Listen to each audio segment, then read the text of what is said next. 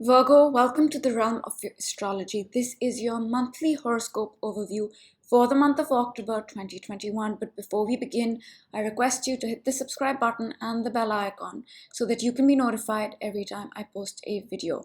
And I also want to let you know that I do daily video horoscopes, weekly video horoscopes, and monthly sun rising sign video horoscopes just like this one that you can watch on my YouTube channel. And this reading is for Virgo rising and Virgo sun. I would recommend watching your rising sign and then your sun sign. And one more thing, Virgo, before we get into October, is that I have made a video on the long-term energies for your rising sign. And you can watch that on my channel. That video covers the longer term themes in your chart and it goes up till 2023. So I just thought I'd mention that. And now let's talk about October. So October is a month where we enter with Mercury in retrograde, which means that as we enter October, it's not the best time to sign new contracts. Communication can slow down. It's not the best time to start new things, and gadgets can also malfunction. We'll talk more about this as we move through the month, but as we enter the month of October, Mercury is retrograde. So what's happening in the month of October for you, Virgo? The first important thing happens on October 6th, and that is the new moon in the sign of Libra, right? And a new moon is essentially a beginning. We begin something on a new moon, we seed something on a new moon that we work on for the next 28-30 days. And for you, this beginning is happening in your second house. This new moon is at 13 degrees of Libra, okay? So that puts it in your second house. So this is a beginning when it comes to your finances, self-worth, values, and skills. It's a new beginning in that, which you will work on for the next 28-30 days. That's the first thing, right? And so it could be that you start to learn a new skill. It could be that you start a new leaf when it comes to your finances. Something seeds on this which will manifest throughout the month, that you will work on throughout the month. So anything connected to the second house. Then on the same day, Virgo, we have Pluto going direct. Pluto has been retrograde since April, right? And Pluto is the planet that wants us to transform, it wants us to change, it wants us to heal. And Pluto is a very psychological energy. A lot of what we do with Pluto is internal, right?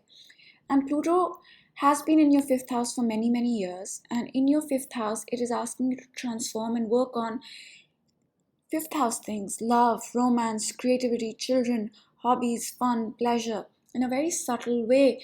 And when Pluto was retrograde, which it was till October 6th, from April, the pressure to do that work, the internal work, kind of eased off. And retrogrades are also a time where we receive karma. We review things we've already worked on when the planet was direct. So for you, the forward movement in that work, in that subtle transformation in your fifth house of love, romance, creativity, children, hobbies, fun, pleasure will begin again, right?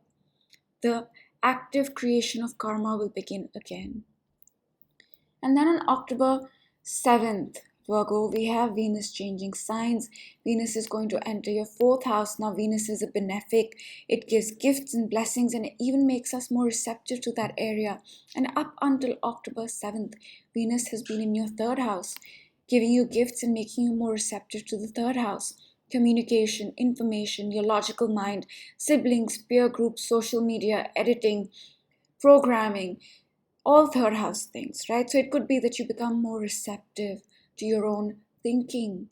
It could be that you receive a gift when it comes to, say, your immediate environment. You go through a change. It's a positive change in your immediate environment. These are just examples. It could be anything related to the third house. And then on October 7th, it's going to enter your fourth house and give you gifts and blessings connected to the fourth house, and even make you more receptive to the fourth house. Your emotions, your closest friends, your family, a physical home, right? Taking care of yourself, all fourth house things, cooking. So it could be that you become more receptive to your deepest emotions. It could be that you receive a blessing when it comes to your physical home, anything connected to the fourth house. And then on October 10th, we have Saturn going direct. Virgo, Saturn has been in your sixth house since December of 2020 for good. And Saturn is a planet that wants us to work hard. And it also puts the matters of that house in order wherever it is transiting. And for you, that's the sixth house of health, job, diet, routine, exercise. And Saturn was retrograde for a few months. And that means the active, hard work that you put into your health, job, diet, routine, exercise kind of eased off. It was a time of review. It was a time of receiving the rewards for the work you already put in while Saturn was direct. But now on October 10th, Saturn goes direct, and that active work in your sixth house begins again. The active creation of karma begins again. And on October 12th, Virgo, we have the first quarter square of the moon. Now, this is the point where the sun and the moon make their first 90-degree angle after the new moon. And this whole week, starting October 12th, you will be overcoming challenges, making adjustments to the new beginning you had in your second house of self-worth, value, skills, and finances. This week, you're assessing, how can I make that beginning better? Okay, this is coming in my way, this obstacle. How do I overcome it? Okay, it could be that you started learning a new skill, right? And this week you can't find time for it. So you're saying, how do I make more time? Okay, let me adjust my routine this way so that I can fit in this skill.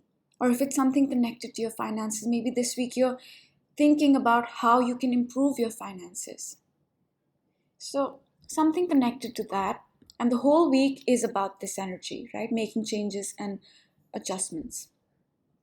And on October 18th, okay, before I go there, Virgo, October is a month where a lot of outer planets are going direct, right? From April, a lot of the outer planets started to go retrograde. Pluto, Saturn, Neptune, Uranus, all these planets. And that meant it was a time to receive karma, it was a time to review things.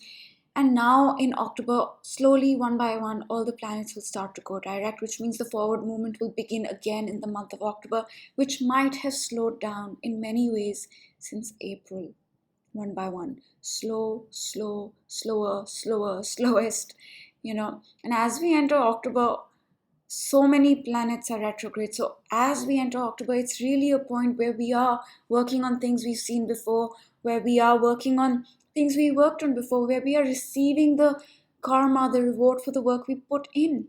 But now the forward movement's going to start again. So that being said, the next planet to go direct is Jupiter on October 18th. And Jupiter is a benefic, it gives gifts and blessings.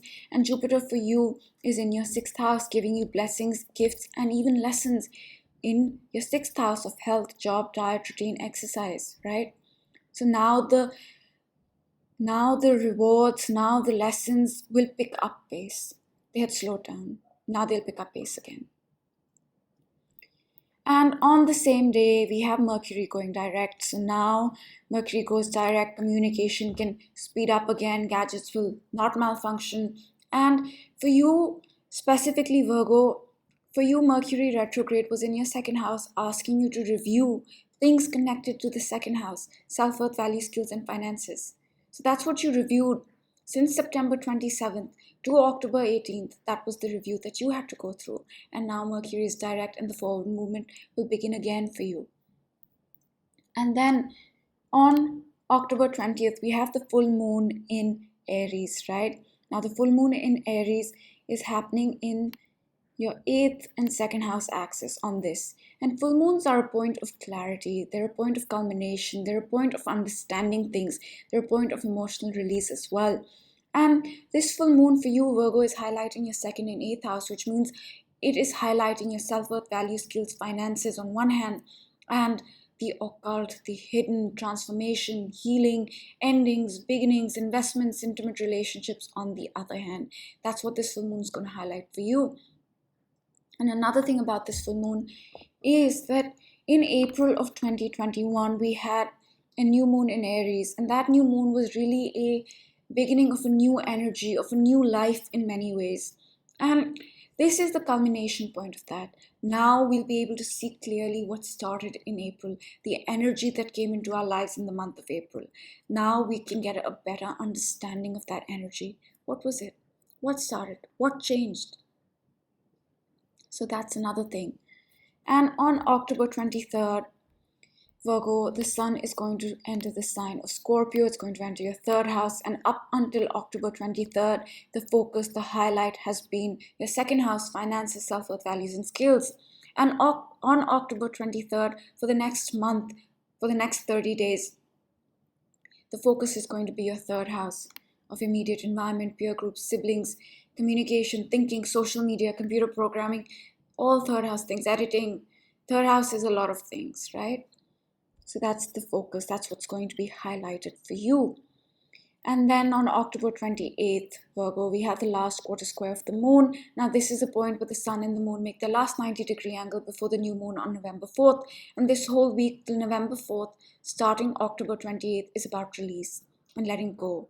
And what are you releasing? The new beginning you had in your second house with the new moon on October 6th, connected to your finances, self-worth, values, and skills. This week you're assessing what stays, what goes, right? That's the energy. And then on October 30th, Virgo, Mars is going to change signs. Mars is going to enter the sign of Scorpio.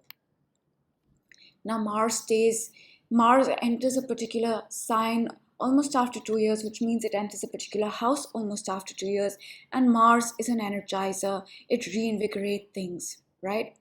And for you, up until October 30th, Mars has been in your second house, re-energizing and reinvigorating that. Wherever Mars is, that's where the action is, okay? Mars is also taking action.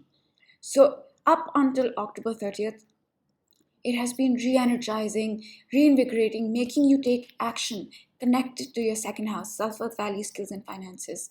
And now on October 30th, it's going to re-energize. Okay, let me give an example. So it could be that maybe in the past 2 years, you really wanted to learn a skill, but you haven't. But now Mars comes in and says, hey, start that again, make it happen. Or in the past 2 years, maybe something connected to finances has not been how you want it to be. But Mars comes in and says, okay, let's work on this. Let's change things. Let's do it.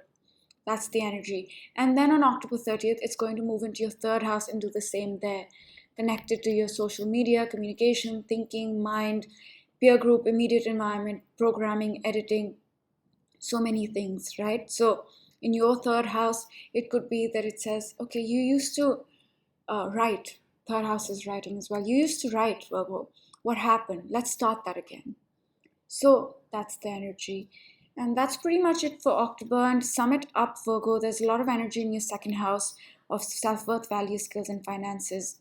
So that's what's going to be highlighted for you this month. And October is a month where the forward movement begins again, because since April, it's been a review. It's been receiving karma. It's not been doing new things like that. And I will pick a card for you, and then we'll close out the reading. 2 cards flipped over, so I'm going to go with those. It says blame and it says growth. So it says, I accept responsibility for my well-being. I think this month, Virgo, you have to accept responsibility for yourself and your well-being.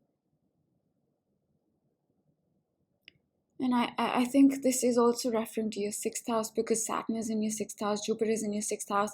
6th house is the house of health. So maybe you need to work on your health this month a little bit. Work on your well-being rather. Well-being comprises of our routine, our diet, exercise, all these things. So take care of that.